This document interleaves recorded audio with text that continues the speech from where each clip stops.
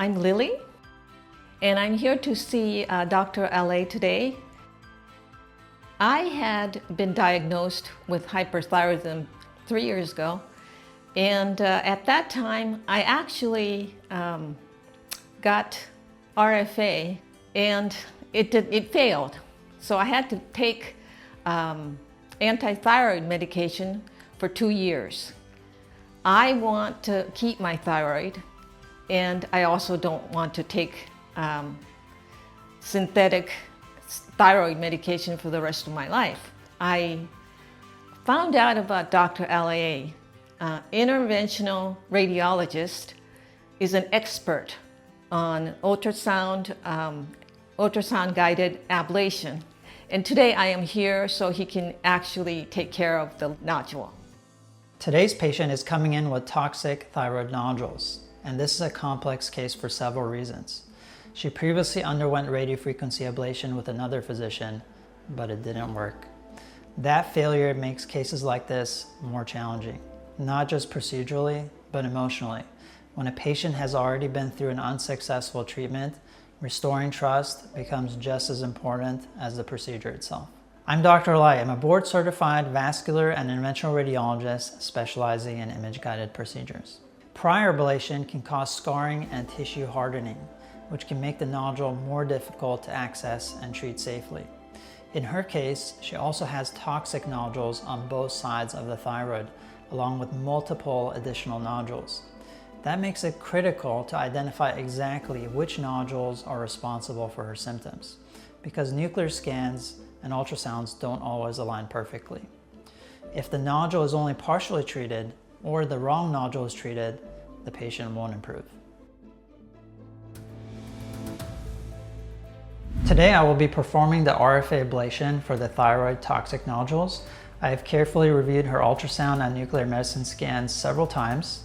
She's been incredibly patient throughout the process, allowing us to plan this thoughtfully and restore her confidence in treatment.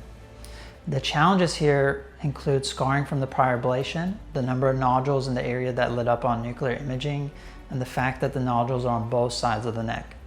All those factors have to be addressed correctly for her to have a successful outcome.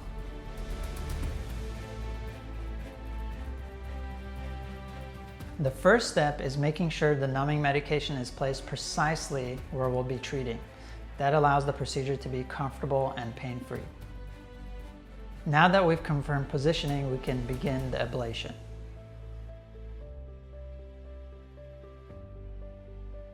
In this case, we're treating more than one nodule to minimize the risk of missing the source of the toxic nodule, causing hormone overproduction.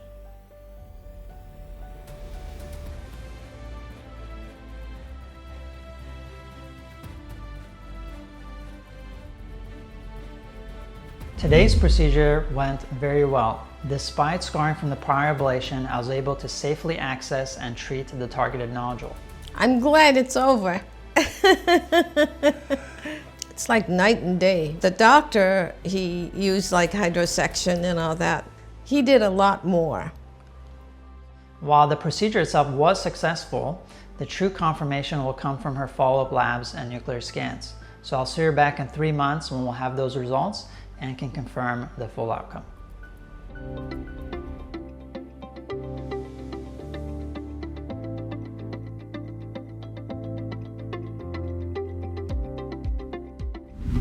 Hi, I'm Lily.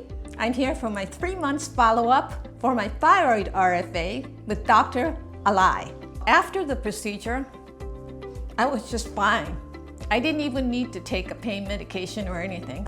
My follow-up blood test came up normal, and recently I had a scan, uptake scan, nuclear uptake scan, and that was normal too. No scarring or anything like that. There was a little mark. I put ice on it right after the procedure, and there was a little bit of a mark, which was gone in a few days. It's been several months since Lily's RFA procedure, and today we get to review her follow-up results. From the beginning, we knew this would be a challenging case. She had already undergone a prior treatment that didn't work, and accurately identifying the source of her toxic nodules required extensive planning and evaluation. The good news is that her follow-up imaging and lab results show an excellent response to treatment. Most importantly, she's feeling better and can move forward without the symptoms that brought her here in the first place.